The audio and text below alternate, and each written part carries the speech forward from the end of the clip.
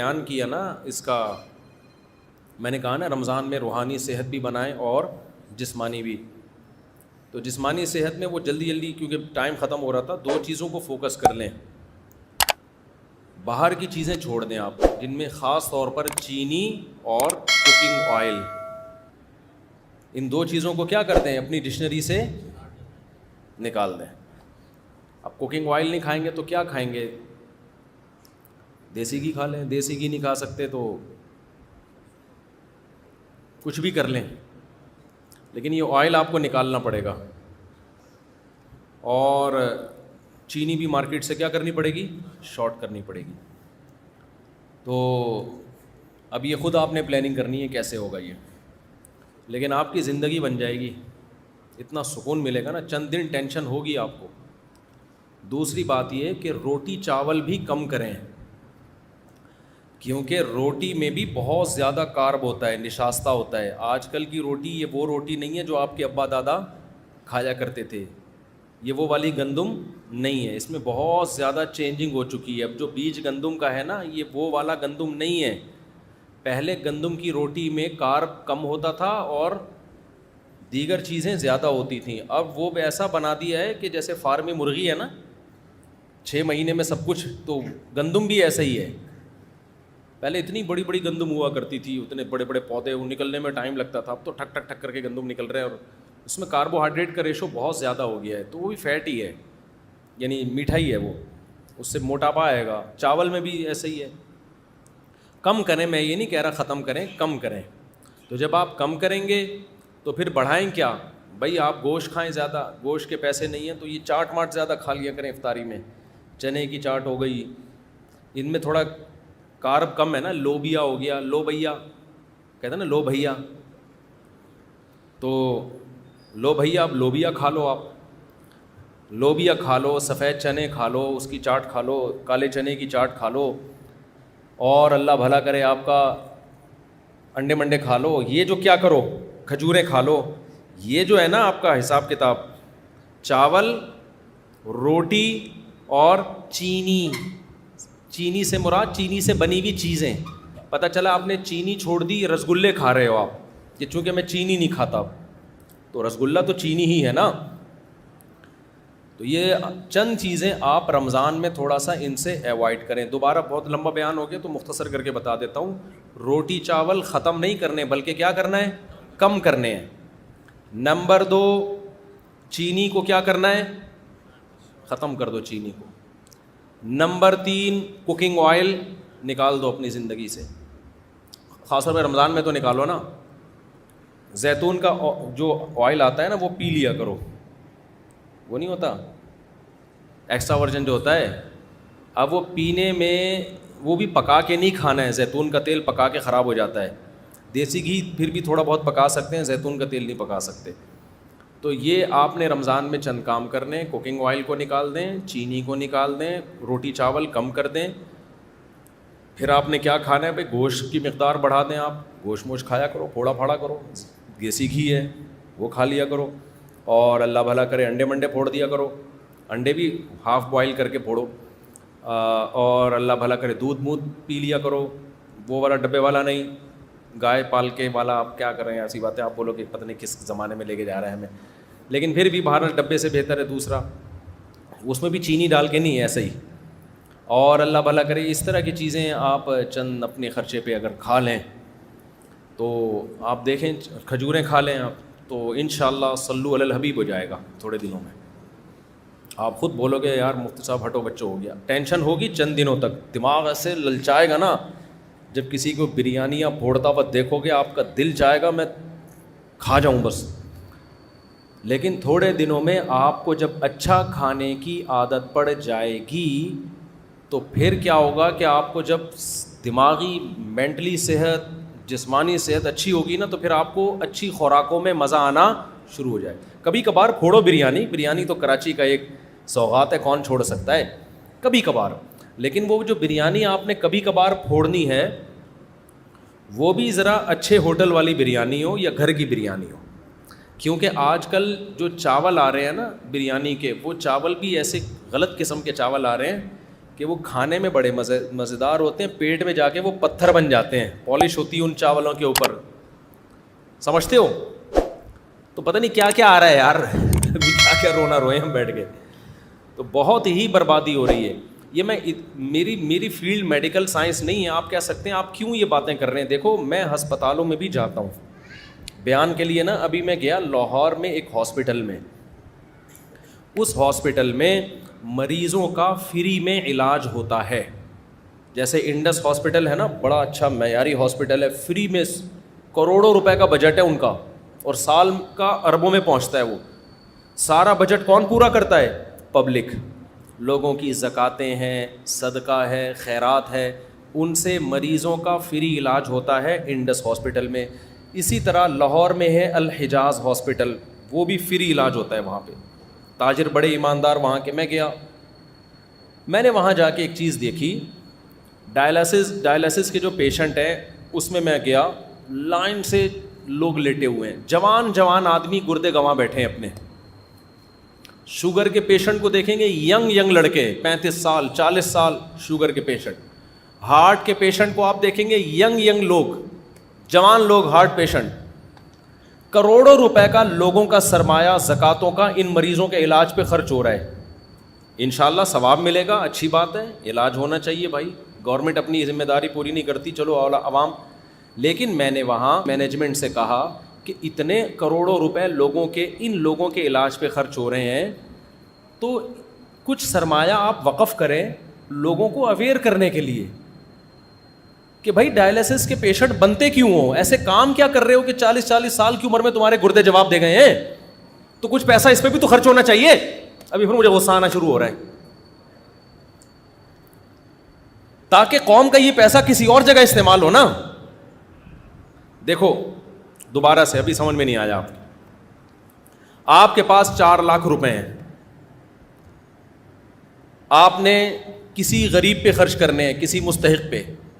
4 آدمی ایسے نکلے جو برگر کھا کے, پیزے پھوڑ کے, اور کولڈ ڈرنک پی کے, سگریٹیں پی کے, چرس پی کے, اور بالکل نیچر کے خلاف لائف اسٹائل اختیار کر کے چاروں پیشنٹ بن گئے شوگر کے اور گردوں کے.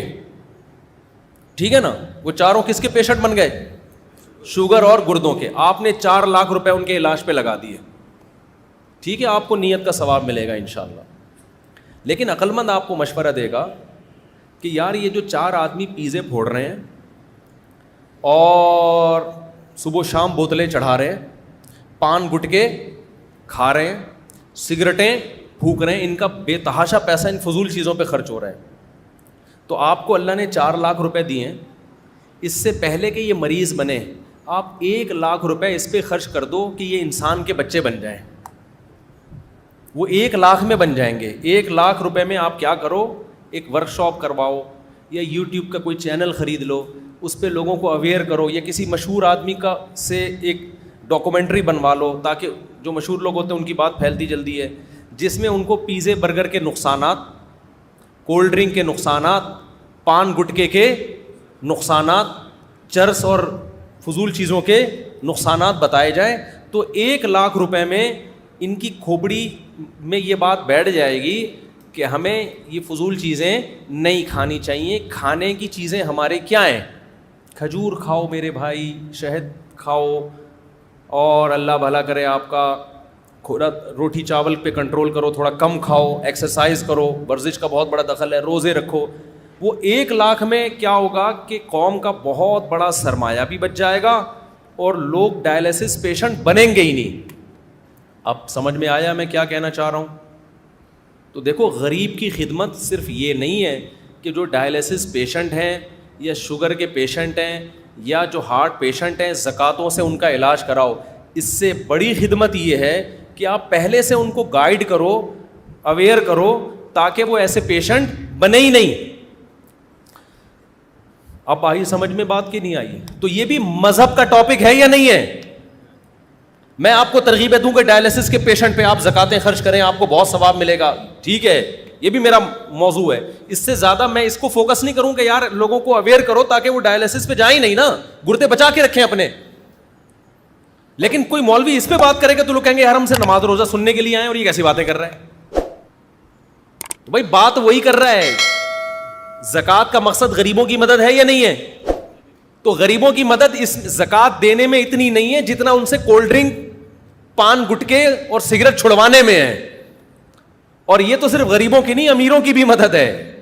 جب بستر پہ لیٹو گے نا جا کے, امیر ہو یا غریب, دن میں تارے نظر آ جائیں گے جب آپ کو ڈائلسس شروع ہوگا آپ کا.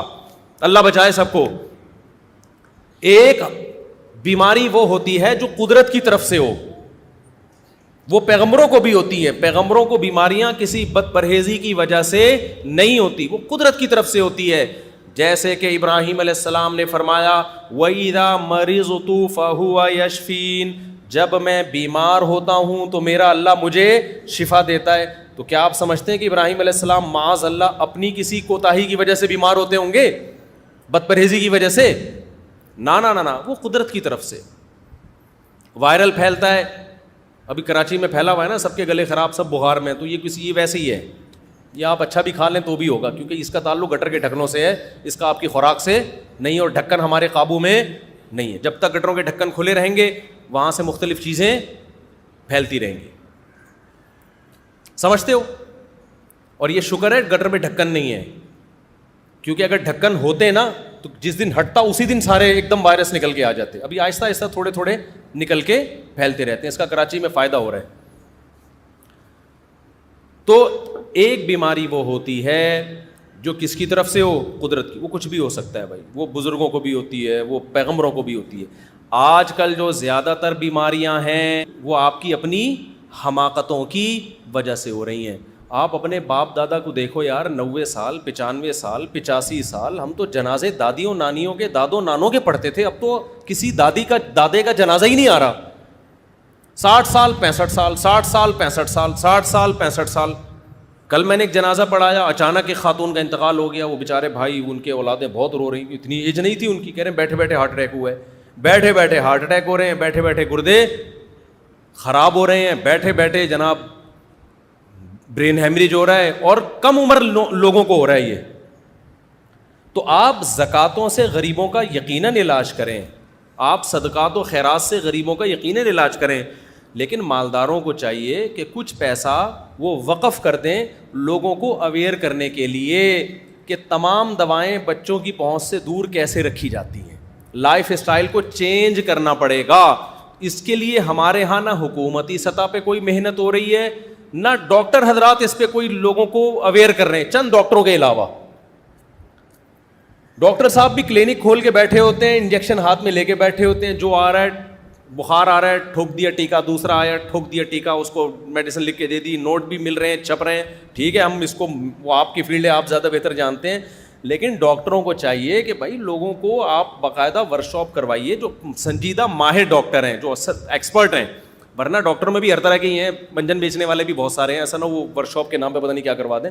جو ایکسپرٹ ڈاکٹر ہیں, جن کی ریسرچ ہے, جن کی تحقیق ہے, جن کا تجربہ ہے, ان کو چاہیے کہ لوگوں کو اویئر کریں, لوگوں کو بتائیں کہ یہ کیا جو آپ کھا رہے ہو, اس سے ہسپتالوں کی ڈاکومنٹری بناؤ. میرا ارادہ ہو رہا ہے میں ڈاکومنٹری بناؤں گا اسپتالوں کی جا کے, کہ یہ دیکھو 35 سال کا نوجوان, گٹکے کی وجہ سے اس کے منہ کا حال دیکھو آپ, منہ کا کٹا ہوا ہے منہ اس کا.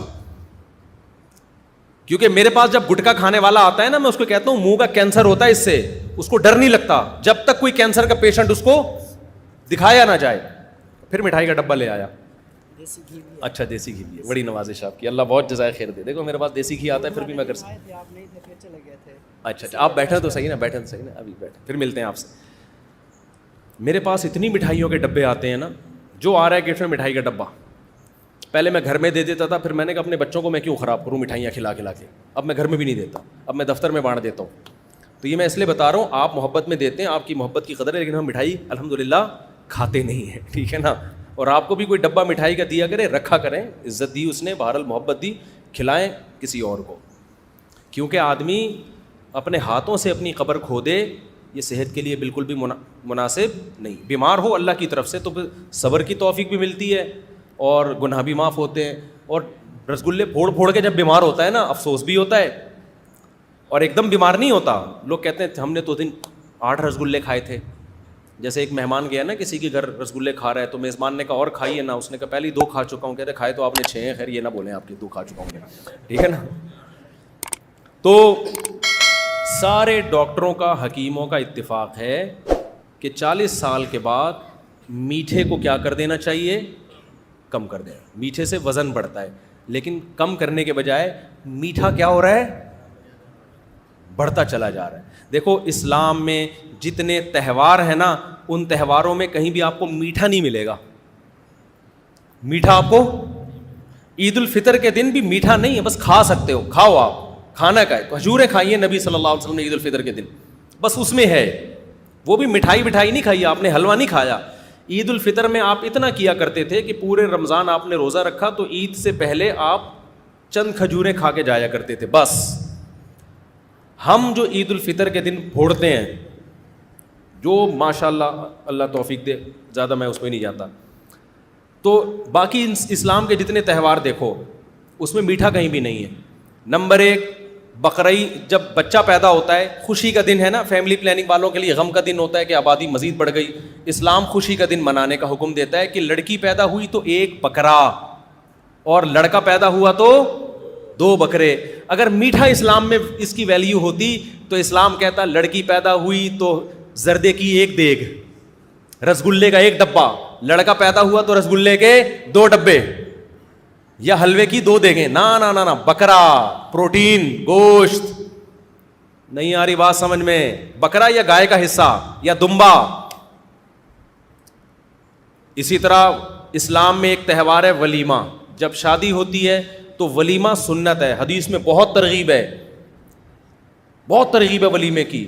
حدیث میں آتا ہے اولم ولو بشاتن, ولیمہ کرو, شادی کے موقع پہ خوشی کا اظہار کرو, مٹھائیاں کھلا کے. کہیں بھی نہیں ملتا نبی صلی اللہ علیہ وسلم نے اپنے ولیمے پہ لوگوں کو لڈو کھلائے ہوں, کہیں بھی نہیں ملتا. ولیمے میں نبی نے جو آرڈر دیا ولو بشاتن, بکری, 1 بکری بھی ذبح کر کے کر سکتے ہو تو 1 بکری ذبح کر لو. وہاں بھی کیا ہے, گوشت. بقرعید مسلمانوں کا تہوار ہے, خوشی کا دن ہے. اللہ میاں نے یہ کہا کہ بقرعید کی نماز پڑھ کے جایا کرو اور دبا کے زردے کی دیگیں, یعنی قربانی دلوائی جا رہی ہے نا. تو قربانی, مالی قربانی سے جانور خرید کے ذبح کر کے گوشت کھانا ہے. اللہ میاں نے یہ نہیں فرمایا کہ مالی قربانی میں یہ ہے کہ بکرے کی جتنی قیمت ہے, مثال کے طور پر 30,000 کا بکرا آ رہا ہے تو یا تو بکرا ذبح کر دو یا 30,000 کی حلوے کی دیگیں بنا کے پبلک میں بانٹ دو, خود بھی کھاؤ لوگوں کو بھی کھلاؤ. نا نا نا نا, جب تک بکرا نہیں کٹے گا, گائے نہیں کٹے گی, اونٹ نہیں کٹے گا اور دمبا نہیں کٹے گا, اس وقت تک بقرعید پوری نہیں ہوگی. وہاں بھی گوشت کھلایا جا رہا ہے, پتہ نہیں حلوہ آیا کہاں سے ہے مسلمانوں میں. میں بتاتا ہوں وہ بھی کہاں سے آیا ہے, وہ بھی میں بتاتا ہوں آپ. وہاں بھی ہمیں کیا کھلایا جا رہا ہے, گوشت. حج کے موقع پہ دم شکر ہے, اور ایک دم شکر ہوتا ہے, ایک دم جنایت ہوتا ہے. آپ سے حج یا عمرے میں کوئی غلطی ہو جائے تو بکرا ذبح کرنا ہے, تو بکرا ذبح کر کے غریبوں کو کھلانا ہے. وہاں بھی غلطی کی سزا کیا ہے, مٹھائی نہیں خرید کے کھلانی غریبوں کو.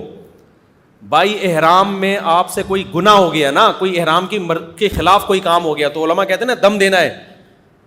وہ دم دے کے کس کو کھلانا ہے, غریبوں کو. تو وہ بھی اللہ کہہ سکتے تھے کہ بھائی ایک بکرا 25,000 کا آتا ہے, اگر آپ نے احرام میں اپنے بال کاٹ لیے ہے بھائی, تو یہ یا خوشبو لگا لی, تو ایسا ہے کہ اب آپ پہ جرمانہ آئے گا. اللہ کیا جرمانہ آئے گا, اللہ کہیں گے کہ بھائی 20 کلو رسگلے کے ڈبے مکہ میں خرید کے غریبوں کو بانٹ دو. نا نا نا, اللہ کو پتہ ہے یہ غریبوں کو شوگر کا مریض بنائے گا. اللہ مسلمانوں کو مٹھائی نہیں کھلا رہے. وہاں حکم یہ ہے کہ بطور سزا آپ کو غریبوں کو بکرا کھلانا ہے, گائے کھلانی ہے, دمبا کھلانا ہے یا اونٹ کھلانا ہے آپ کو. اور ایک ہوتا ہے دم شکر. دم شکر کا مطلب حج تمتع, آپ نے ایک ہی سفر میں عمرہ بھی کر لیا اور حج بھی کر لیا, اس پہ بھی دم ہے, لیکن یہ دم شکر کا ہے نا, نعمت کے طور پر, تو یہ خود کھاؤ. اب اللہ کہتے ہیں آپ نے چونکہ ایک ہی سفر میں حج بھی کر لیا, عمرہ بھی کر لیا, اس خوشی میں آپ میری طرف سے بکرا کاٹو اور میری طرف سے اب آپ کی دعوت ہے. اللہ بھی ہمیں کیا کھلا رہا ہے, بکرا. اللہ یہ نہیں کہتے کہ چونکہ تم نے ایک ہی سفر میں حج بھی کیا اور عمرہ بھی کیا لہذا میری طرف سے 25,000 کی مٹھائیاں خرید کے خود بھی کھاؤ اور پبلک کو بھی کھلاؤ, لڈو کھاؤ, خود بھی کھاؤ, دوسروں کو بھی کھلاؤ. کہیں ہے یار؟ فوکس کس کو کیا جا رہا ہے؟ ہر جگہ ہمیں گوشت کھلایا جا رہا ہے. گوشت کھاؤ, گوشت کھلاؤ, چربی کھاؤ, چربی کھلاؤ, اسی چربی میں گوشت پکایا جا رہا ہے. ہمارے نبی صلی اللہ علیہ وسلم نے بقرعید کے دن جب آپ نے حج کیا تو 10 ذی الحجہ شدید تھکاوٹ, بہت تھکاوٹ تھی نبی صلی اللہ علیہ وسلم کو, صحابہ کو بھی. پیدل سفر تھے بھائی, اونٹوں کے سفر تھے.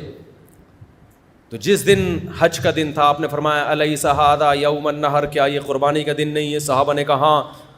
شدید بھوک ہے, جب حج کرتا ہے نا انسان تو بھوک کا پتہ چلتا ہے اس کو, اور پھر کھانے کی طلب ہوتی ہے. ہمارے نبی صلی اللہ علیہ وسلم نے فرمایا کہ یہ نہر کا دن ہے نا. صحابہ نے کہا عید کا دن ہے. تو آپ نے کیا صحابہ کو حکم دیا کہ اونٹ نہر کیے جائیں. اونٹ نہر کیے گئے, ہر اونٹ کا تھوڑا تھوڑا گوشت جمع کیا گیا, اس کا شوربہ بنایا گیا, اس کو آپ صلی اللہ علیہ وسلم نے پیا. ہم کیا کرتے ہیں بقرعید, ہم ایسی سفر میں تھکاوٹ میں ہو, شدید بھوک پیاس لگ رہی ہو, ہم فوراً کہتے ہیں جا بھائی 3 گولے گنڈے لے کر آ میرے لیے, ایسا کر ذرا روح افزا کا ٹائٹ سا شربت بنا کے میرے لیے بولو لے کر. یار آج کوئی دل پسند کی مٹھائی ہو جائے, یار بہت بھوک لگ رہی ہے, یار بہت بھوک لگ رہی ہے, آج کیا ہو جائے, آج تو 8-10 کلو مٹھائی کھا جاؤں گا میں. یار ایسا کر آج گجریلا لے کر آ, یار گاجر کا حلوہ کھلا دے, بہت بھوک لگ رہی ہے. ہمارے نبی کو جب شدید بھوک لگی کھجوریں بھی کھائیں. کھجور کے میٹھے میں اور چینی کے میٹھے میں بہت فرق ہے, خوب سمجھ لو, دونوں میں بڑا فرق ہے. کھجوریں کھا لیں آپ. تو ہمارے نبی نے چونکہ تہوار کا موقع ہے نا بقرعید, تو بڑی نفیس چیز کھائی جائے گی, تو وہاں تو کھجور بھی نہیں بلکہ گوشت کھایا جا رہا ہے. سمجھتے ہو کہ نہیں سمجھتے ہو؟ تو اسی طرح میرے بھائی ابھی ہمارے یہاں مٹھائیاں آئی کہاں سے ہیں یہ سمجھ لو. مسلمان بات بات پہ مذہب کے نام پہ میٹھے کیوں پھوڑتا ہے, اس کو سمجھنے کی ضرورت ہے. شب برات کا حلوہ ہم لوگوں نے کیا, یہ ہمارا اپنا بنایا ہوا حلوہ ہے, یہ اسلام میں کوئی یہ شب برات, ہاں نبی کو میٹھا پسند تھا, یہ حدیث میں آتا ہے. وہ تو میٹھا تو انسان کی نیچر ہے نا, اس کو پسند ہوتا ہے, لیکن کون سا میٹھا پسند تھا؟ کھجور کھایا کرتے تھے آپ صلی اللہ علیہ وسلم, یہ پسند تھا. یا بعض دفعہ اسی کھجور کا حلوہ بنایا جاتا تھا, اس میں کوئی پنیر وغیرہ ڈال کے, بالکل ایک نیچرل چیز تھی. اس کا یہ گاجر کے حلووں سے اور یہ رسگلوں سے کیا تعلق ہے بھائی اس میٹھے کا؟ اور وہ بھی بہت تھوڑا کھایا ہے.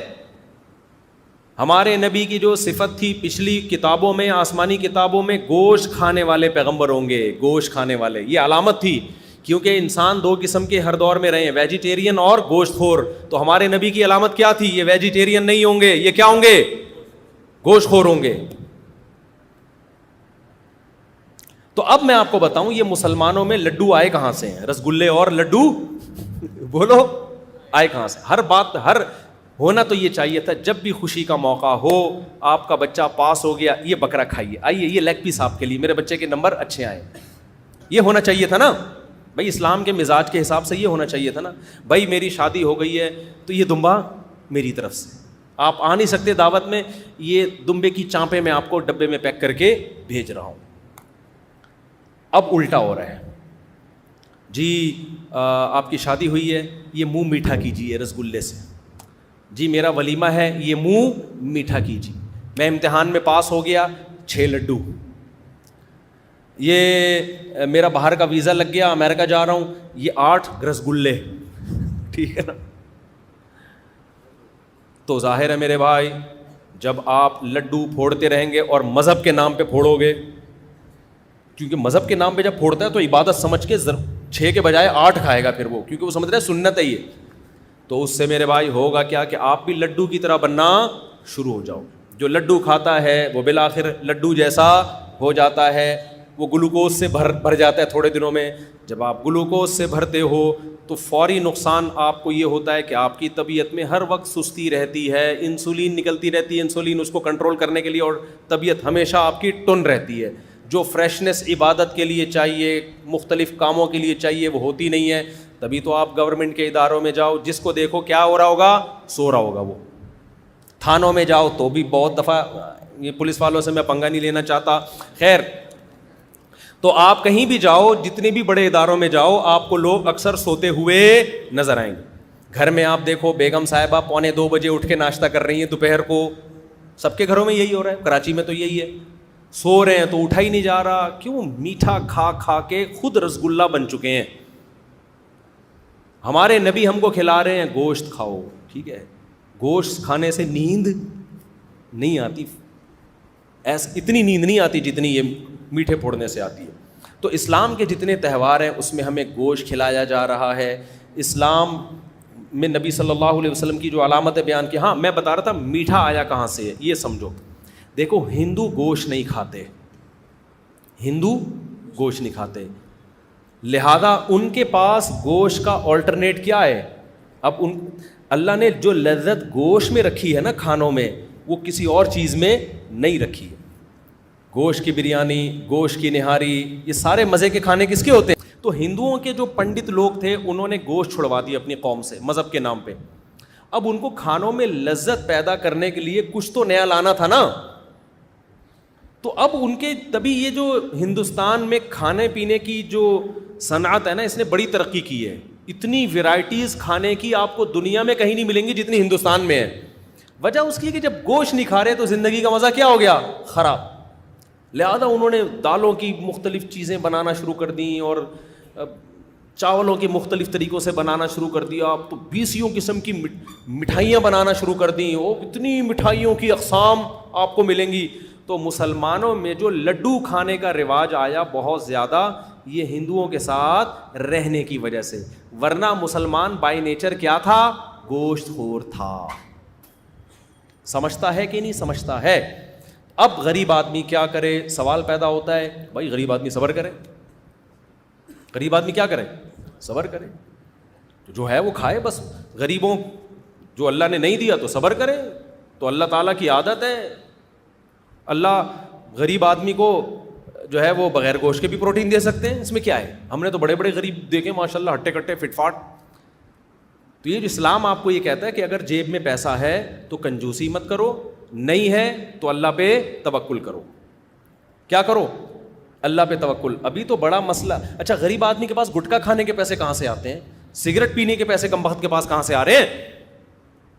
یہ کوکنگ آئل بھی تو فری میں تھوڑی مل رہا ہے. اچھا یہ آپ کو بتاؤں، یہ جو کوکنگ آئل آپ کو مل رہا ہے نا سستا، اور دیسی گھی مہنگا. دیسی گھی ڈلتا کم ہے اور یہ کوکنگ آئل ڈلتا زیادہ ہے. نتیجہ تقریباً سیم ہی ہے. نتیجہ تقریباً کیا ہے؟ سیم ہی ہے. اور غریب آدمی کے لیے بکری پالنا زیادہ آسان ہے. آپ پال لو، وہ تو ادھر ادھر سے کھا پی کے اپنا گزارا کر لیتی ہے. خیر اب میں امیر غریب کی بات کی طرف نہیں جا رہا. میں تو کہہ رہا ہوں چلو غریب آدمی صبر کرے، لیکن جس کو اللہ نے پیسہ دیا ہے وہ تو اپنے ہاتھوں سے اپنی قبر خود مت کھودے. وہ تو کم از کم تھوڑا سا خیال کرے. تو جتنا زکوٰۃ کا پیسہ غریبوں کے علاج پہ خرچ ہو رہا ہے، صدقات و خیرات کا پیسہ، تو میں لوگوں سے کہتا ہوں، ڈاکٹروں سے کہتا ہوں یا تاجروں سے کہتا ہوں کہ بھائی لوگوں کو اویئر کرو کہ آپ جوانی میں بیمار ہو کیوں رہے ہیں. میڈیکل سائنس یہ کہتی ہے، میں نے ڈاکٹروں سے سنا ہے کہ جو ہارٹ اٹیک ہوتا ہے نا، یہ اچانک ہمیں لگتا ہے کہ اچانک ہو گیا، ہوتا یہ اچانک نہیں ہے. 15 سال سے دل کے ساتھ غلط ہو رہا ہوتا ہے. آپ ایسی غذائیں کھا رہے ہوتے ہیں 15 سال سے جو دل کے لیے نقصان دہ. 15 سال آپ کو آپ کی باڈی اور دل مہلت دیتا ہے کہ انسان کا بچہ بن جا.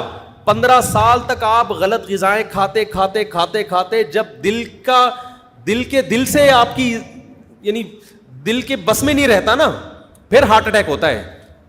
وہ جو رگیں جمنا شروع ہوتی ہیں ایک دم سے تھوڑی اس میں پراٹھے آ کے اٹک جاتے ہیں. جو دل رگیں تنگ ہوتی ہیں اور ہارٹ اٹیک ہوتا ہے تو ایک دم سے تھوڑی ہوتا ہے. 15 سال لگتے ہیں کم سے کم. تو 15 سال سے آپ کچھ غلط کھا رہے ہوتے ہو جس کے بعد دل ایک دن آ کے کہتا ہے بھائی بس ہو گیا، اور ہارٹ اٹیک ہوتا ہے اور آپ کا انا للہ ہو جاتا ہے. اور لوگ کہتے ہیں ابھی تو بیٹھے ہوئے تھے، پتہ نہیں اچانک ان کو کیا ہو گیا. اچانک نہیں ہوا، یہ 15 سال سے پراٹھے پھوڑ رہے ہیں. جب بھی پراٹھے بولتا ہوں مجھے اپنا خیال آتا ہے، یہ 15 سال سے کیا کر رہے ہیں؟ پھوڑ تو 30 سال سے رہے ہیں، 15 سال سے دل خراب ہونا شروع ہوا تھا. اور یہ رسگلے پھوڑ رہے ہیں. اور اگر پراٹھے پھوڑ رہے ہو نا تو ایکسرسائز اتنی کرو کہ وہ پراٹھا کہیں کسی کھانچے میں جا کے فٹ ہو جائے. سمجھتے ہو, کہیں نہ کہیں جا کے لگ جائے, وہ اٹیک کا ذریعہ نہ بنے. تو اس لیے میں اس پر اتنی شدت سے بیان کرتا ہوں, ورنہ میرے میڈیکل سائنس میری فیلڈ نہیں ہے. تو اب چونکہ رمضان میں آپ اپنی صحت کو مینٹین رکھ سکتے ہیں, تو اس لیے ایسے کام مت کریں کہ مالداروں کا پیسہ آپ کے ڈائلیسس میں خرچ ہو. کوشش کریں اپنے گردوں کو بچائیں. قوم پہلے ہی بہت غریب ہے, پہلے ہی قوم پہ بہت بوجھ ہے, تو جب یہ ڈائلیسس کے پیشنٹ ہی کم ہوں گے تو جو مالدار خرچ کرنا چاہتے ہیں ان کے پاس اور بہت سارے مصارف آ جائیں گے جہاں وہ خرچ کریں گے. تو میرا اپنا بھی ارادہ ہے کہ میں ڈاکٹروں کو لا کے, جو اچھے ایکسپرٹ حکیم ہیں یا ڈاکٹرز ہیں, ان کو لا کے لوگوں کو اویئر کروں. ابھی ہم نے ڈاکٹر خرم صاحب جو لندن میں ہوتے ہیں ان کا انٹرویو لیا ہے پوڈ کاسٹ, وہ بھی انشاءاللہ بھی شائع ہوگا کینسر کے بارے میں, کہ وہ بہت سی بے احتیاطیاں ہوتی ہیں جن سے آپ کو کینسر ہو جاتا ہے. اچھا, میں نے ڈاکٹروں سے سنا یہ کینسر کے اسپیشلسٹ کہتے ہیں کہ سگریٹ پینا صحت کے لیے اتنا نقصان دہ نہیں ہے جتنا میٹھا زیادہ کھانا نقصان دہ ہے. سمجھتے ہو, سگریٹ پینا بھی نقصان دہ ہے, اتنا نہیں جتنا, کیونکہ میٹھا کھانے سے وزن کیا ہوتا ہے, اصل ہے وزن بڑھنا. وزن بڑھنا 40 سال کے بعد خاص طور پہ یہ زیادہ نقصان دہ ہے بنسبت کس کے, سگریٹ پینے کے. اب سگریٹ کے ڈبے پہ تو لکھا ہوتا ہے کینسر کا ذریعہ ہے, لیکن مٹھائی کے ڈبوں پہ کچھ بھی نہیں لکھا ہوا ہوتا. تو مٹھائی کے ڈبوں پہ بھی لکھا ہوا ہونا چاہیے کہ آپ 40 سال سے ایج بڑھ گئی ہے اور وزن آپ کا بڑھنا شروع ہو گیا ہے, تو کائنڈلی ان ڈبوں سے احتراز کریں. صرف ڈبہ کھائیں, مٹھائی چھوڑ دیں. آپ ڈبہ اگر پانی میں ڈال کے کھا جائیں گے اتنا نقصان نہیں ہوگا, وہ کاغذ ہے نکل جائے گا. وہ سمجھتے ہو کہ نہیں سمجھتے؟ ابھی بھی سمجھ میں نہیں آ رہی تو جو مرضی کرنا ہے کرو. جب پڑے ہوئے ہو گئے نا پھر بولے کہ یہ ہو کیا گیا ہمارے ساتھ. کائنڈلی بھائی یہ جلدی یہ والے مسائل نمٹا دوں میں. رمضان میں بغیر داڑھی والے حفاظ کرام تراویح پڑھاتے ہیں, ان کے پیچھے جماعت کا کیا حکم ہے؟ دیکھو, داڑھی رکھنا فرض ہے, رسول اللہ صلی اللہ علیہ وسلم کا آرڈر ہے, اعفوا اللحى وقصوا الشوارب, داڑیاں بڑھاؤ, خالف الیہود والنصارى, یہود و نصارہ کی مخالفت کرو. تمام پیغمبروں نے داڑیاں رکھی ہیں, بڑھائی ہیں. صرف رکھنا خشخشی داڑھی جسے کہتے ہیں وہ کافی نہیں ہے. تورات میں اللہ تعالیٰ کا حکم آج بھی موجود ہے کہ اللہ تعالیٰ نے موسیٰ علیہ السلام کو کوہ طور پہ بلا کے حکم دیا کہ اپنی قوم سے کہہ دو کہ داڑھی مت کٹانا. یہی وجہ ہے کہ آج یہودی بھی لمبی لمبی داڑیاں رکھتے ہیں. ہمارے نام نہاد مذہبی اسکالرز جو آج لبرل قسم کے اسکالرز آ رہے ہیں, ان کو یہودیوں سے عبرت حاصل کر لینی چاہیے کہ ہزاروں سال پرانا مذہب ہے, یہودی نے اب بھی اپنی داڑھی نہیں چھوڑی. ان کے مذہبی اسکالر کہتے ہیں بڑھانی پڑے گی آپ کو, اب تک تحریف نہیں کی. اور ہمارے آج کے اسکالرز کیا کہہ رہے ہیں؟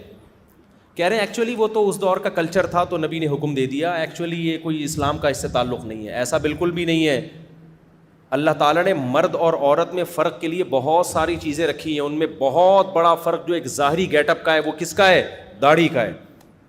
اس لیے آپ خدا کے حکم کو چینج کرنے کی کوشش نہ کریں. زمانہ تبدیل ہوگا, اسلام تبدیل نہیں ہو سکتا. تو یہ اللہ کا حکم ہے, اور یہ ایسا گناہ ہے جو 24 گھنٹے آپ کے ساتھ لگا ہوا ہے. اگر آپ کاٹتے ہو, اگر آپ سے نہیں رکھی جا رہی, توبہ استغفار کر کے اللہ سے توفیق مانگو. آج بعض مذہبی اسکالرز کے ساتھ مسئلہ یہ ہے کہ ان کو فیمس ہونے کا شوق بھی ہے لیکن شریعت کے حکام کو فالو نہیں کرتے, نتیجتاً شریعت کا حکم ہی چینج کر دیتے ہیں. تو ایسا نہیں ہے. تمام پیغمبروں کی داڑیاں تھیں, تمام صحابہ کی داڑیاں تھیں, علماء, صلحاء, محدثین, فقہاء, کوئی ایک بھی نہیں دکھا سکتے ماضی میں جو داڑھی چھوٹی کرتے ہوں. اس لیے داڑھی بڑھانے کا حکم ہے. کم سے کم اس کی مقدار 1 مشت ہے, کم سے کم چاروں طرف سے 1 مٹھی. اور خط بھی ایسے ایسے بنا رہے ہیں عجیب عجیب قسم کے, جیسے کپ رکھ کے نا کاٹ دیا. ایسا نہیں کرو یار. جو نیچرل اللہ نے آپ کو جو جس طرح کی داڑھی دی ہے اسی طرح کی رکھ لو, وہ زیادہ خوبصورت لگے گی. عجیب عجیب قسم کے خط بنا رہے ہیں داڑھی, تو برا لگتا ہے, وہ دیکھنے میں اچھی نہیں لگتی ہے. چہرے پہ جو رونق آتی ہے وہ اسی داڑھی میں آئے گی جو قدرت نے آپ کے فیس کے حساب سے آپ کو دی ہے. فَلَا يُغَيِّرُنَّ خَلْقَ اللَّهِ, قرآن کہتا ہے نا کہ ہم, شیطان نے قسم اٹھائی تھی کہ اللہ میں ان سے تیری تخلیق چینج کرواؤں گا, میں جس فطرت پہ تو نے پیدا کیا. تو اب مصلی جو ہے نا امامت کا, وہ ایک بڑا ایک عظیم مقام ہے. تو مصلی پہ ایسے شخص کو کھڑا کریں, کم از کم ڈریسنگ اس کی شریعت کے مطابق ہو. ڈسکو قسم کے ملا بھی آ رہے ہیں, حافظ. ہمارے محلے میں ایک بچے نے حفظ کیا لیکن سارا دن فلمیں دیکھتا تھا, ڈرامے دیکھتا تھا, ڈبو پہ اسنوکر پہ لگا رہتا تھا. اور کیا ہوتا ہے رمضان میں نا, سر پہ ٹوپی پہن کے مصلی پہ آ کے کھڑا ہو جاتا. اچھا, تراویح پڑھنے کے بعد پھر اسنوکر کلب جاتا, پھر فلمیں دیکھ رہا ہے, ڈرامے دیکھ رہا ہے, میوزک بھی سنتا ہے. داڑھی بھی کاٹتا تھا. تو ہم نے کہا بھائی یہ ہو کیا رہا ہے مارکیٹ میں؟ تو لوگوں نے کہا یہ ڈسکو ملا ہے. یہ کیا ہے؟ ڈسکو ملا. تو بھائی آپ ایسے بندے کو چاہیے اپنا قرآن اگر کمپلیٹ کرنا ہے گھر میں کر لو بھائی. مسجد ایک اجتماعی جگہ ہے مسلمانوں کی, ایک اس کی عظمت ہوتی ہے. مصلی پہ جب کوئی کھڑا ہوتا ہے, ہمیں اندر کا تو نہیں پتا کس کے دل میں کیا ہے, چھپ کے کون کیا کر رہا ہے. ظاہری گیٹ اپ تو کم از کم ٹھیک ہونا چاہیے نا. سمجھ میں آ رہی ہے بات کہ نہیں آ رہی؟ ظاہری گیٹ اپ تو ایسا نہ ہو کہ یہاں سے جا کے سنوکر کلب میں, وہاں جا کے فلم دیکھ رہا ہے, وہاں جا کے یہ کر رہا ہے, ساری دنیا کہہ رہی ہے بھائی یہ بندہ ہے کیا ہے یہ.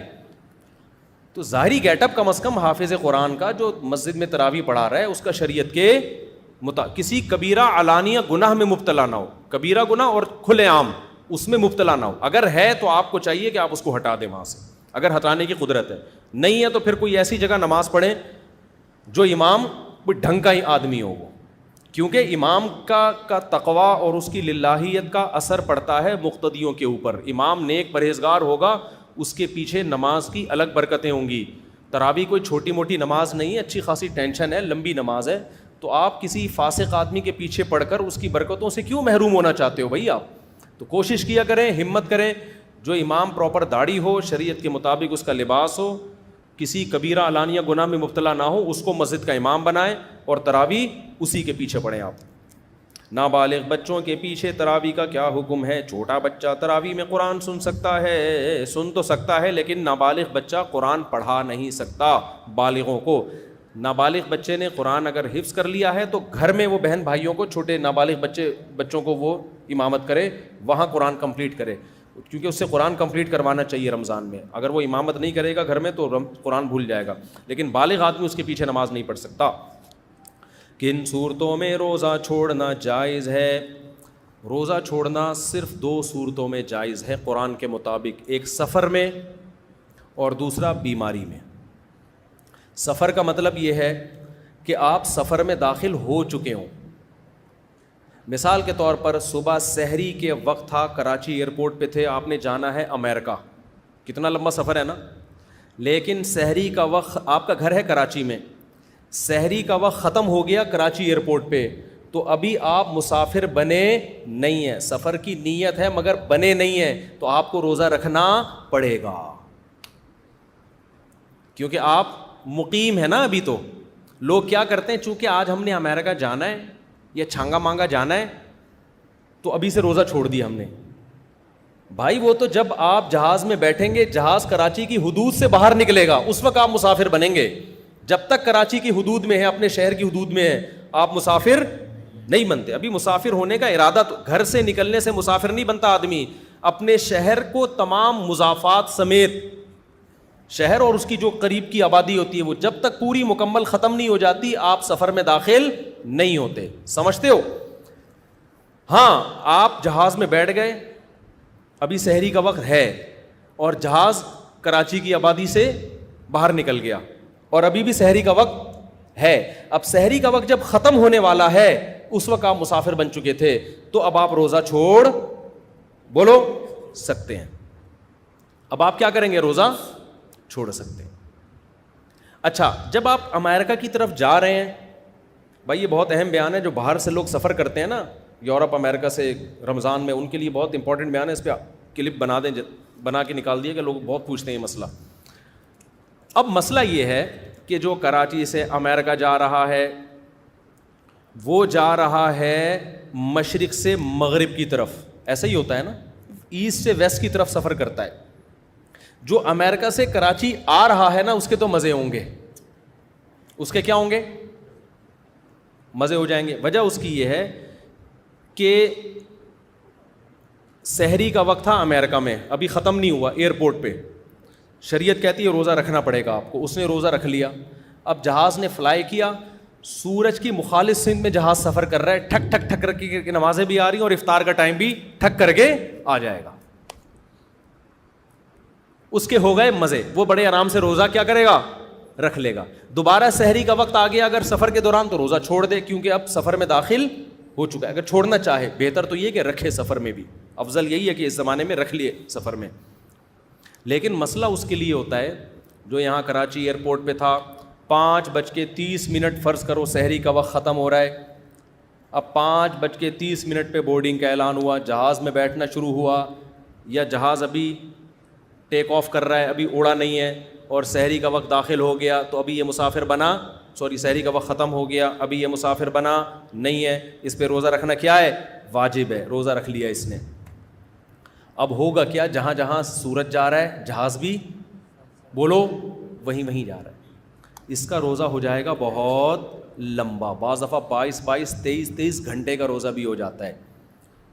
تو ایسے میں شرعی حکم یہی ہے کہ آپ کو روزہ رکھنا بول لیں پڑے گا. سمجھتے ہو کہ نہیں سمجھتے؟ بے شک روزہ لمبا ہو گیا, لیکن چونکہ روزہ آپ رکھ چکے ہو, اب اس کو توڑنے کی شرعاً اجازت نہیں ہے. اب اس کو کمپلیٹ, سفر میں روزہ توڑنا جائز نہیں ہے سفر کی وجہ سے, چھوڑنا جائز ہے, لیکن وہ چھوڑنا جب ہے جب سفر میں روزہ شروع ہو رہا ہو, توڑنا جائز نہیں ہے.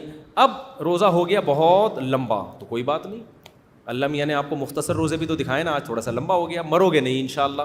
ہاں اگر کوئی شوگر کا پیشنٹ ہے, یا کوئی بوڑھا اتنا کمزور ہے, یا اور کسی وجہ سے کوئی کسی کو واقعی کمزوری ہو گئی ہے, اور وہ 18-20 گھنٹے کے بعد اس کی حالت غیر ہونا شروع. غیر ہونے کا مطلب یہ ہے کہ بیمار ہونے کا خطرہ ہو گیا, بیمار ہونے کا خطرہ, تو پھر وہ روزہ توڑ سکتا ہے. یاد رکھو, بھوک اور پیاس کی شدت کی وجہ سے روزہ توڑنے کی اجازت نہیں ہے, چاہے شدت کم ہو یا شدت زیادہ ہو. بعض لوگ یہ کہتے ہیں مجھ سے بھوک برداشت ہی نہیں ہو رہی تھی, اتنی شدید بھوک لگ رہی تھی. بھائی آپ کو برداشت کرنی پڑے گی جتنی بھی شدید بھوک لگ جائے. بعض لوگ کہتے ہیں اتنی پیاس لگ رہی تھی مفتی صاحب میں نہیں برداشت کر سکتا تھا, 20 گھنٹے 18 گھنٹے سے میں نے پانی نہیں پیا تھا, میں پاگل ہو رہا تھا, میں برداشت نہیں کر سکتا تھا. بھائی آپ کو برداشت کرنا پڑے گا. تو برداشت ہو سکنا یا نہ ہو سکنا شرعی عذر نہیں ہے.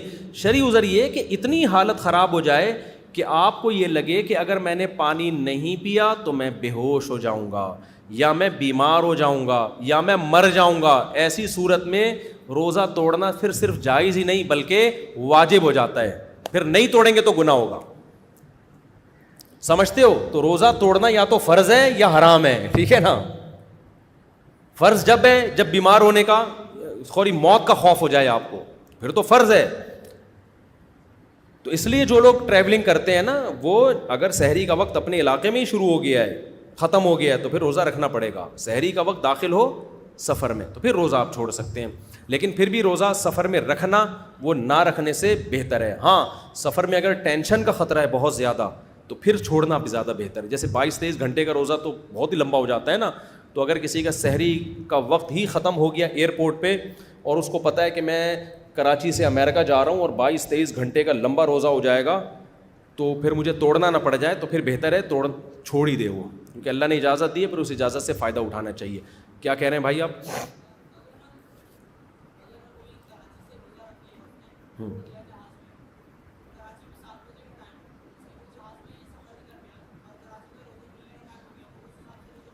نہیں, یہ کہہ رہے ہیں جہاز میں کراچی آ رہا ہے اور کراچی میں روزے کا ٹائم ہو گیا, جہاز میں نہیں ہوا. تو ایسا نہیں ہے, جہاز میں سورج جب تک غروب نہیں ہوگا نا اس وقت تک روزہ نہیں کھول سکتے.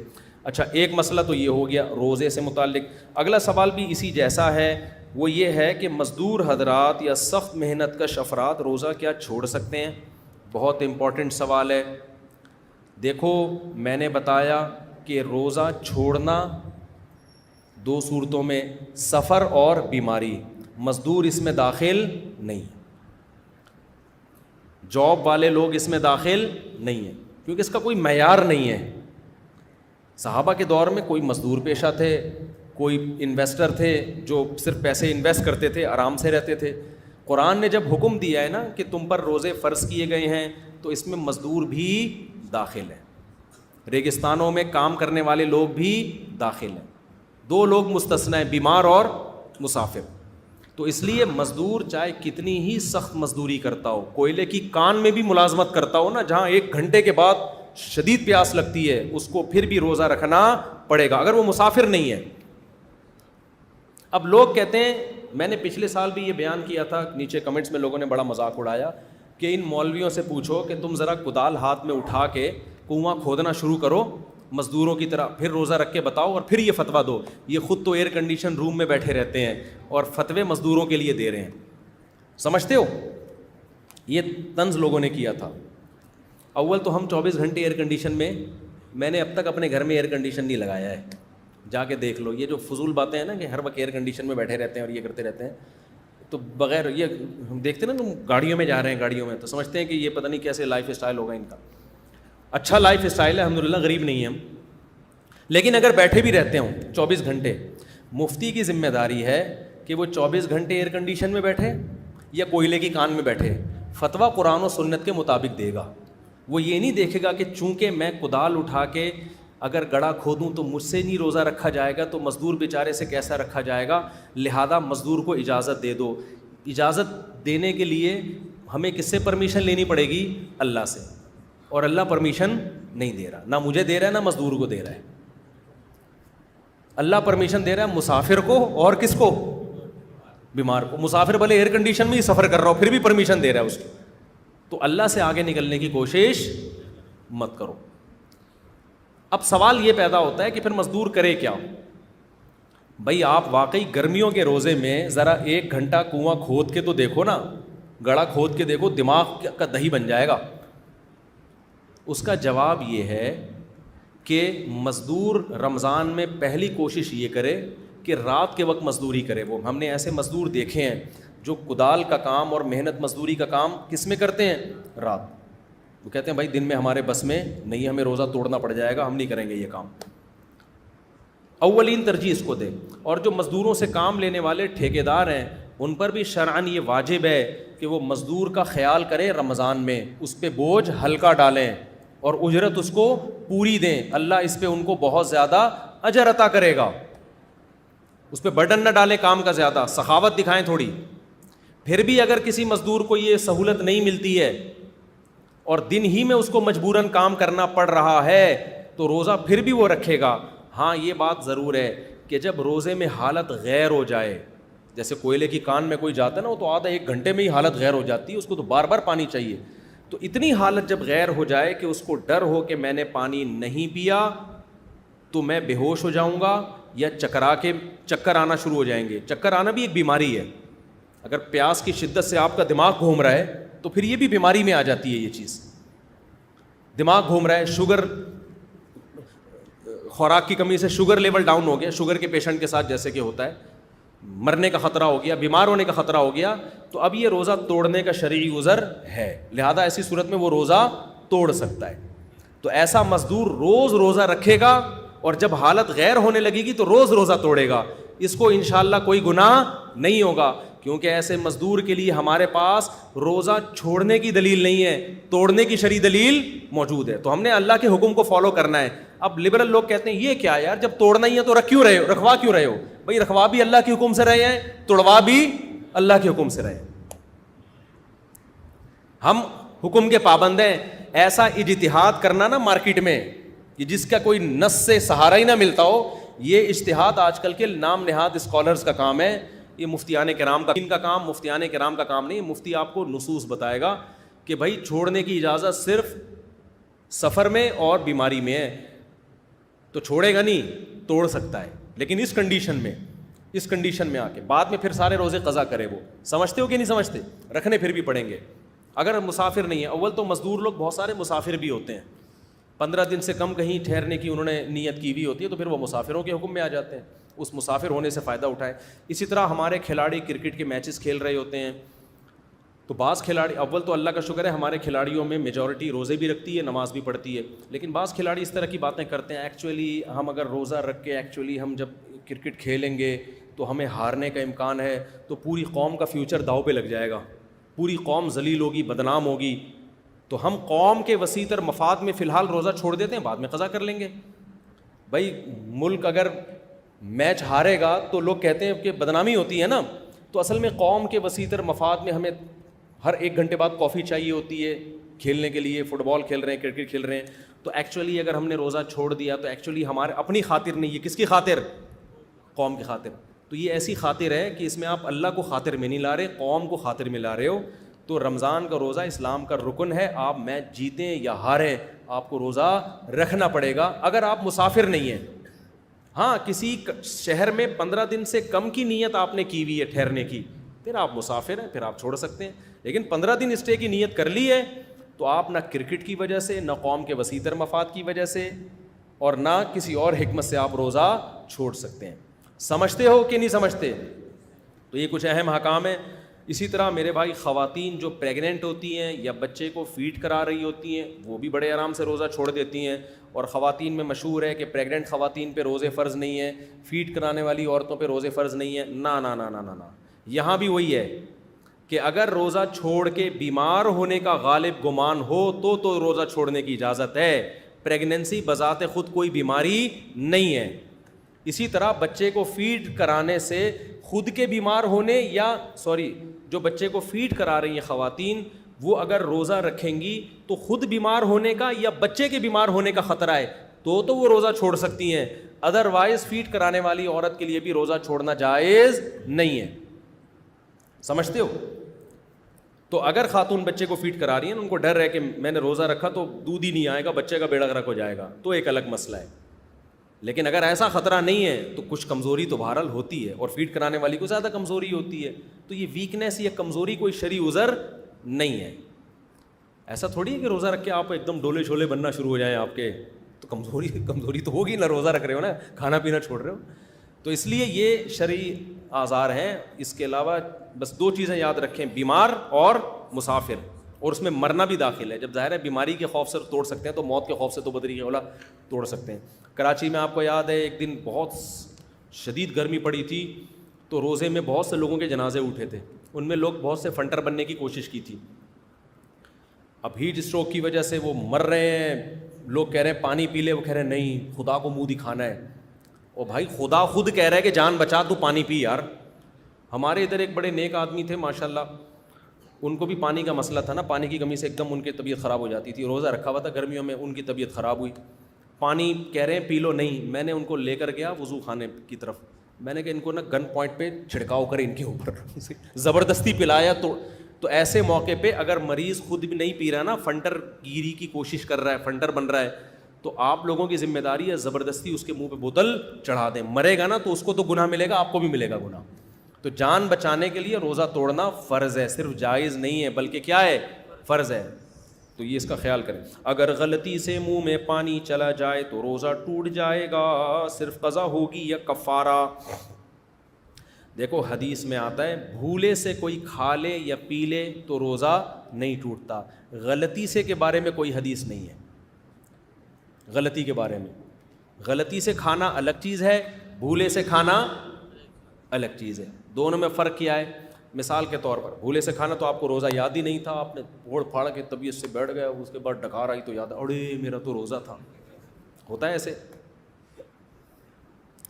ہمارے بھائی صاحب تھے, بڑے تھے کیا ہیں, تو انہوں نے ایک نفلی روزہ رکھا ہوا تھا. میں ان سے ملنے کے لیے گیا, 4:30-5 بجے کا ٹائم تھا, افطاری میں 1-1.5 گھنٹہ باقی تھا یا 2 گھنٹے باقی ہوں گے. مجھے بھوک لگ رہی تھی, میں نے کہا کھانا, تو کھانا آیا تو انہوں نے بھی کھایا, دبا کے کھایا. کھانا کھایا, اس کے بعد انہوں نے کڑک سی چائے پی, پانی پیا, چائے پی, اس کے بعد بیٹھ گئے. ایک دم ان کو اڑے میرا تو کیا تھا, روزہ تھا. ہم نے کہا کوئی بات نہیں, کھانا بھی ہو گیا, روزے کا ثواب بھی. اب کچھ نہیں کھاؤ بھائی, اب یاد آ گیا 1 گھنٹے بعد پھر افطاری کر لو یا 1 آدھ کھجور کھا لو, جو بھی کرنا ہے. تو یہ اللہ کی رحمت ہے کہ بھولے سے جتنا مرضی کھا لو, اس سے روزہ نہیں ٹوٹتا. ایک ہوتا ہے غلطی سے کھانا. غلطی سے کھانا کیا ہوتا ہے؟ آپ سمجھے کہ بھائی 6:30 بجے افطاری کا ٹائم ہے, گھڑی آپ کی 6:30 بجا رہی ہے, حالانکہ 6 بج رہے تھے. بچے نے آپ کی گھڑی کی سوئی آگے گھما دی. آپ نے کہا یار مؤذن کا دماغ خراب ہو گیا ہے, اذان ہی نہیں دے رہا, 6:30 کیا 6:45 ہو گئے ہیں, اب تو بسم اللہ ہی وہ اللہم لک صمت پڑھ کے آپ نے شروع کر دیا. تو ایک نوالا بھی پیٹ میں گیا نا آپ کے, تو روزہ آپ کا ٹوٹ گیا, کیونکہ یہ بھولے سے نہیں کھایا آپ نے, روزہ آپ کو یاد ہے, یہ غلطی سے کیا ہے, غلط فہمی ہوئی ہے آپ کو. آپ سمجھے تھے کہ افطاری کا وقت ہو گیا ہے, حالانکہ افطاری کا وقت نہیں ہوا.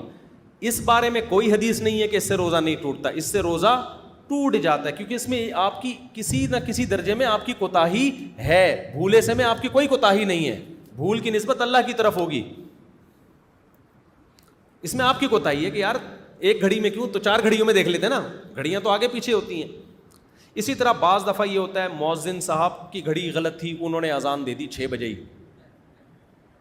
پورے محلے نے کھا لیا, تو یہاں بھی غلطی سے ٹوٹا ہے, بھولے سے نہیں ٹوٹا. تو غلطی سے ٹوٹنے سے روزہ نہیں ٹوٹتا, اس بارے میں کوئی حدیث نہیں ہے, لہذا اس میں روزہ آپ کا ٹوٹ جائے گا. لیکن چونکہ آپ کی طرف سے جرم نہیں ہوا تو اس روزے کا کفارہ نہیں ہے, صرف قضا ہے, غلطی آپ کی نہیں ہے.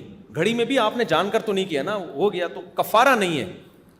اسی طرح بعض دفعہ آپ کیا کر رہے تھے کہ وضو کر کے آپ کو یاد ہے کہ میرا روزہ ہے, تو منہ بھر کے آپ نے قلی کی, اس میں 2 قطرے آپ کے حلق میں چلے گئے, تو یہ بھولے سے روزہ نہیں ٹوٹا. یہ کیسے ٹوٹا ہے؟ غلطی سے ٹوٹا ہے.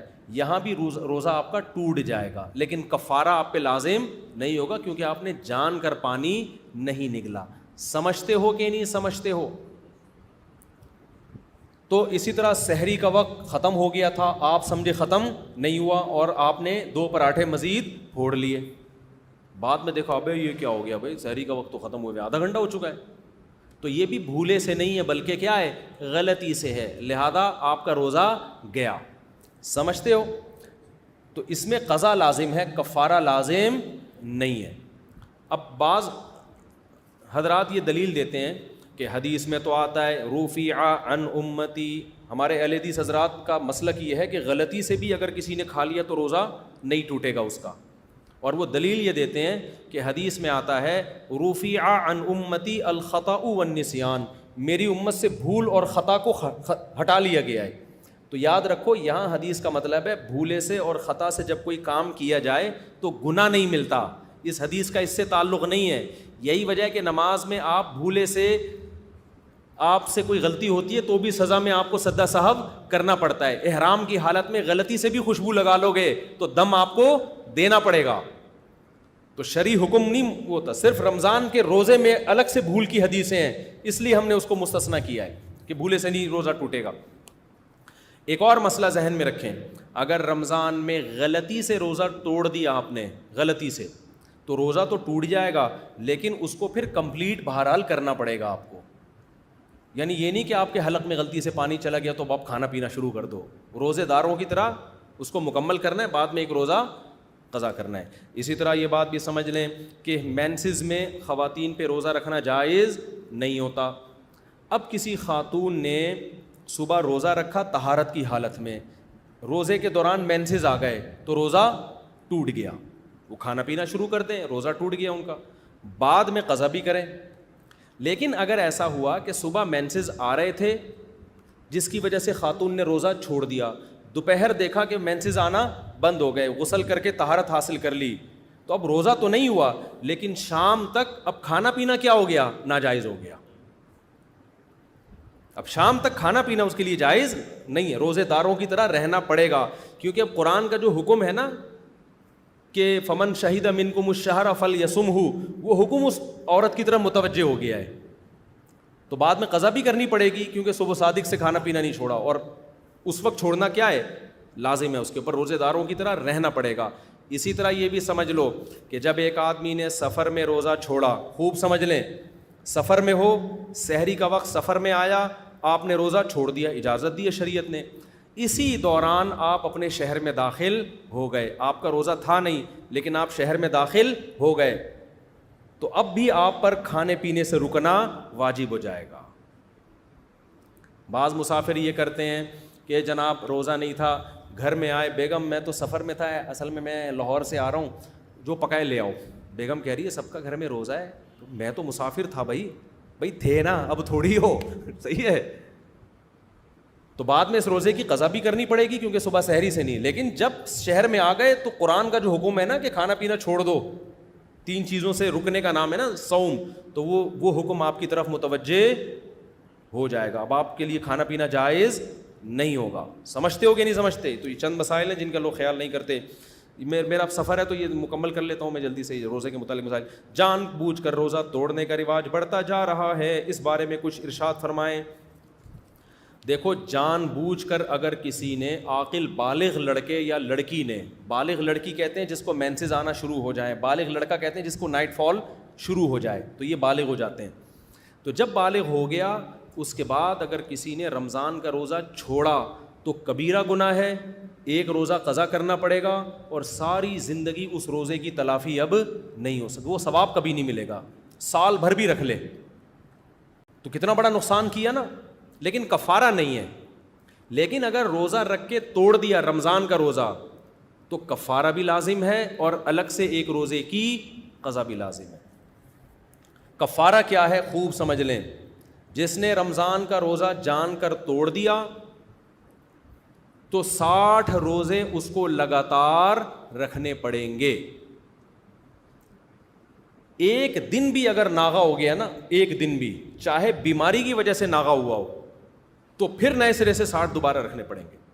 59 روزے رکھ لیے تھے, 59 کے بعد طبیعت خراب ہو گئی, ایک روزہ چھوڑ دیا, اب جب رکھے گا تو دوبارہ سے شروع کرے گا وہ ایک روزے سے.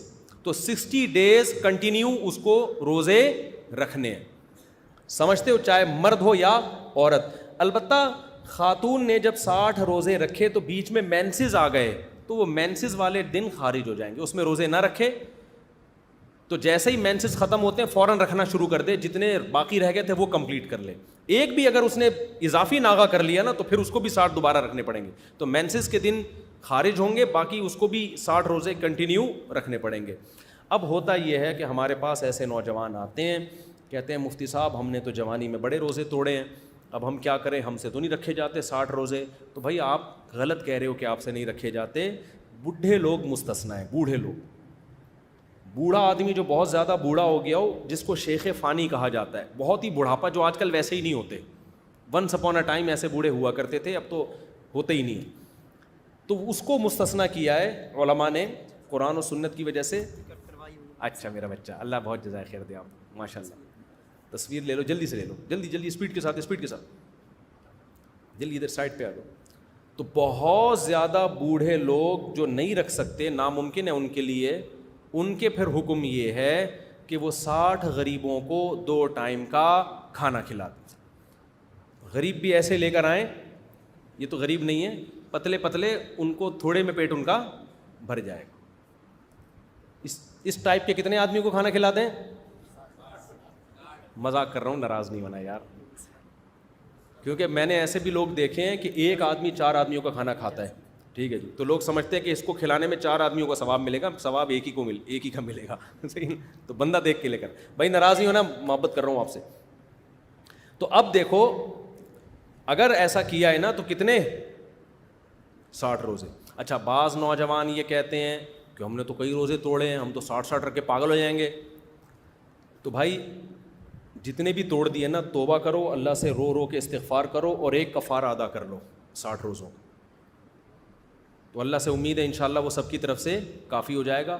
دوبارہ اگر پھر روزہ توڑا تو پھر دوبارہ 60 رکھنے پڑیں گے. اب تک جو ہو گیا اس میں 60 رکھ لو.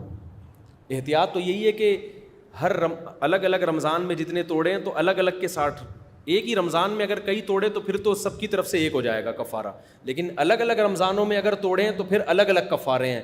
لیکن ایک قول یہ بھی ہے کہ جتنے بھی توڑے نا اب تک تو پنشمنٹ سب کی طرف سے کیا ہوگی, ایک ہی ہوگی. جیسے کوئی آدمی بار بار زنا کرتا ہے تو حد تو ایک ہی جاری ہوگی نا. یہ تھوڑی کہ پہلے پرانے والے زنا کے 100 کوڑے الگ لگائے, اگلے والے کے الگ لگائے, تو اس کی تو کمر مارکیٹ سے کیا ہو جائے گی, شارٹ ہو جائے گی نا. وہ تو پھر بیوی کے قابل بھی نہیں رہے گا تھوڑے دنوں میں.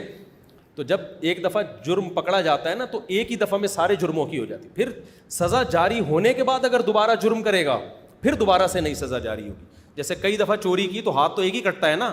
تو بعض فقہا کی یہ رائے ہے کہ کئی رمضان کے بھی کئی روزے بھی کسی نے توڑ دیے تو جب سزا کے طور پر وہ 60 روزے رکھے گا تو ایک ہی دفعہ کے 60 روزے پچھلے تمام روزوں کی طرف سے کفارہ ہو جائے گا. تو اگرچہ یہ قول کمزور ہے لیکن اس سے گنجائش کا فائدہ اٹھایا جا سکتا ہے. آج کل تقویٰ للہیت مارکیٹ سے شارٹ ہے, تو نہ کرنے سے بہتر ہے تو یہی کر لے یار, اللہ سے امید ہے اللہ قبول کر لے گا. یہ بات. اچھا ایک بات ذہن میں رکھو, ہینڈ پریکٹس سے اگر کسی نے روزہ توڑا ہے تو اس سے روزہ ٹوٹے گا, شدید گناہ بھی ملے گا, لیکن اس میں صرف قضا ہے, کفارہ لازم نہیں ہے. کفارہ جو روزہ توڑنے میں لازم ہوتا ہے وہ زوجہ کے ساتھ ہم بستری کر لی, باقاعدہ اگر حیا کے خلاف ہے لیکن لوگ پوچھتے ہیں انٹرکورس کرنے سے روزہ ٹوٹ جاتا ہے, اگر زوجہ کے ساتھ بھی ایسا ریلیشن قائم کیا کہ انٹرکورس نہیں کیا, صرف ڈسچارج ہو گیا ہے, تو روزہ تو ٹوٹے گا, کفارہ لازم نہیں ہوگا. کفارہ جب لازم ہوتا ہے جب پراپر انٹرکورس ہو جائے, تو اس میں ڈسچارج نہ بھی ہو, بس انٹرکورس ہو گیا تو کفارہ لازم ہو گیا, دونوں پہ لازم ہو جائے گا اگر اس کا بھی روزہ تھا. تو دوسرا روزہ جو کفارہ لازم ہوتا ہے وہ کھانے پینے سے ہوتا ہے, یعنی 3 چیزوں سے کفارہ لازم ہوتا ہے, کھا لیا, پی لیا یا زوجہ سے, اس تفصیل کے مطابق ہم بسری جو میں نے ابھی آپ کو بتائی ہے.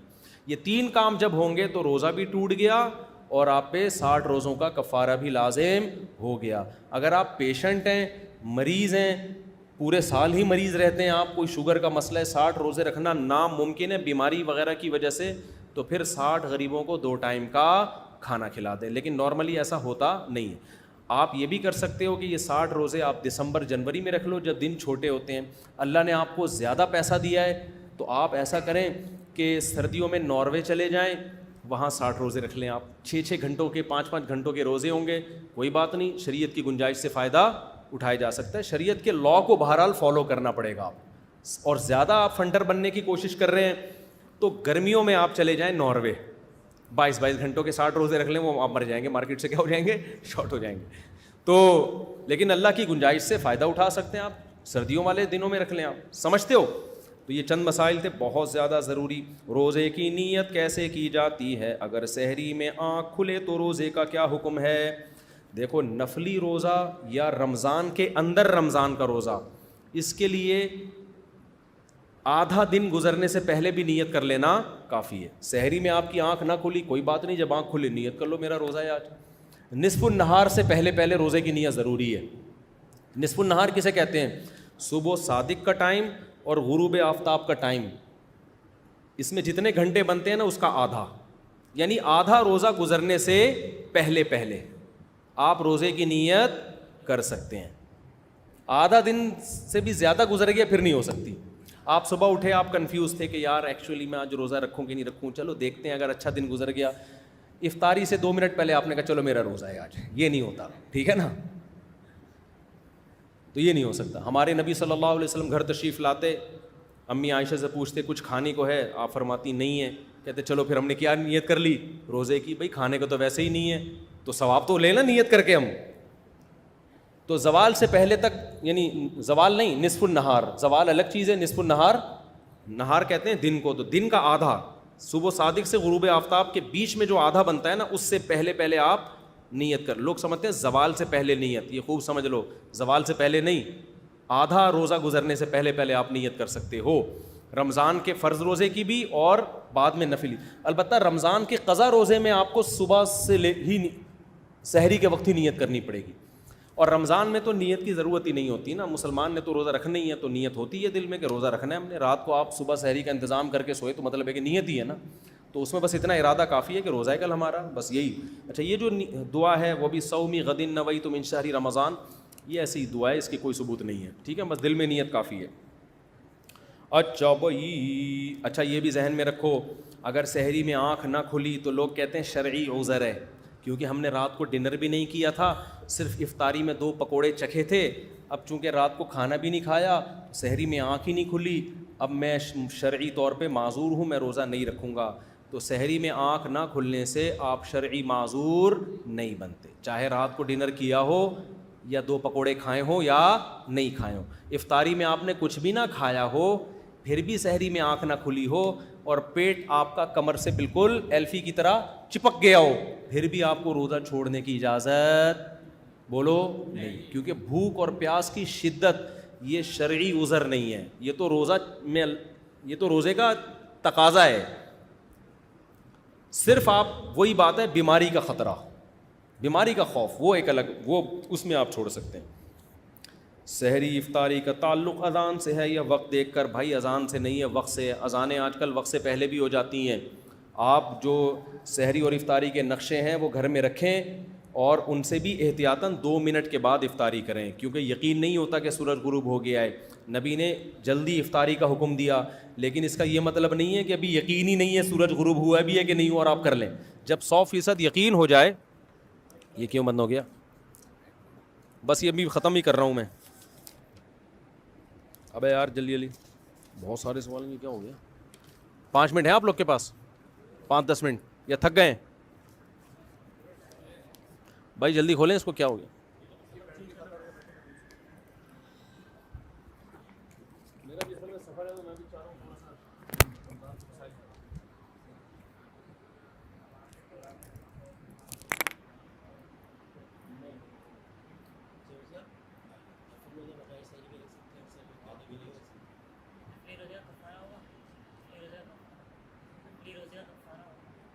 اگر توڑ دیا تو کفارہ نہیں، دوبارہ رکھیں۔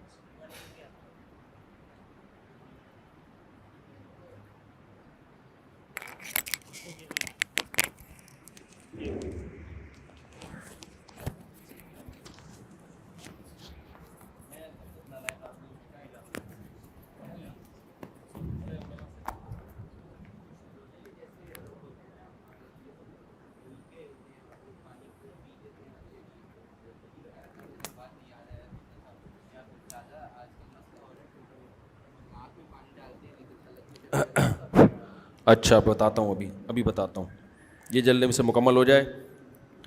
افطاری میں کیا کھانا سنت ہے، سحری میں کیا کھانا چاہیے؟ افطاری میں کھجور سے افطاری کریں اور سحری میں بھی کھجور کھائیں۔ ہمارے یہاں کھجوروں کو زیادہ لفٹ نہیں کرائی جاتی، حالانکہ کھجور بڑی خاندانی چیز ہے۔ آپ یعنی ایک اتنا سا لیں گے پھر اس کے بعد ڈائریکٹ پکوڑوں پہ آ جائیں گے، ٹھیک ہے نا؟ تو کھجور کھائیں تمیز سے، سنت ہے۔ اچھا بھائی، سحری میں کیا کھانا چاہیے؟ جو مرضی کھائیں، بس ڈاکٹروں سے پوچھ کے کھائیں، ٹھیک ہے نا، حکیموں سے پوچھ کے کھائیں۔ رمضان میں ذخیرہ اندوزی کے بارے میں ہمیں بتائیں۔ قیمتیں بڑھائی جاتی ہیں، اس کا کیا وبال ہے؟ یہ گورنمنٹ کا کام ہے بھائی۔ تراویح میں دیکھ کر قرآن پڑھ سکتے ہیں؟ نہیں پڑھ سکتے۔ کیا مقتدی امام کے پیچھے تراویح میں قرآن دیکھ کر سن سکتے ہیں؟ نہیں سن سکتے۔ پھر دلائل بعد میں، ابھی بہت زیادہ ہو گیا، میں اور بھی دنیا میں غم ہے میرے۔ رمضان بغیر داڑھی والا ہو گیا رمضان، اس کو آپریشن کر دیا۔ اور کوئی رمضان سے متعلق مسئلہ پوچھنا ہے تو پوچھیں، پھر میں چھٹی کرتا ہوں۔ رمضان سے متعلق بس 2-4 سوال ہم لے لیتے ہیں، پھر باقی سوال بعد میں اگلے بلیٹن میں۔ پچھلے رمضان میں جو 2 روزے کھائے اب تک وہ نہیں رکھے۔ 2 روزے کھائے ہیں پچھلے رمضان میں؟ کس نے کھائے؟ بیماری کی وجہ سے۔ اچھا، میں نے کہا شاید ہم نے بھی کھائے۔ 2 روزے نہیں رکھے، اب رکھیں یار، اب اس کا کیا؟ بس رکھیں، جلدی سے قضا رکھیں، اگلے رمضان سے پہلے قضا کر لیں اور چلیں آگے۔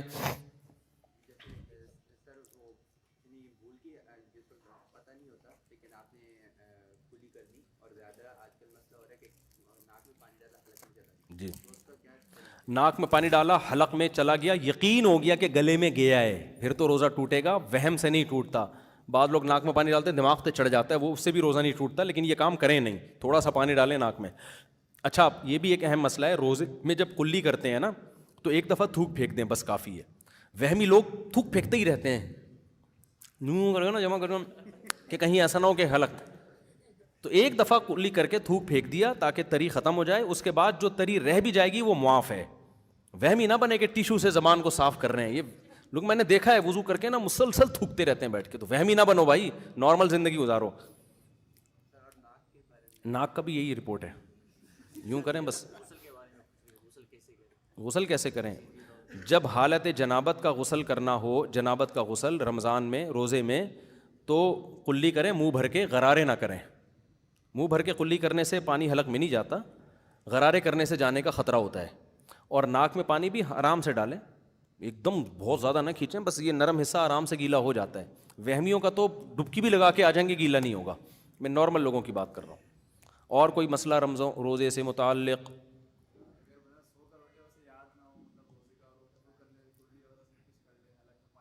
اگر حلق میں پانی چلا گیا تو روزہ ٹوٹ جائے گا بھائی۔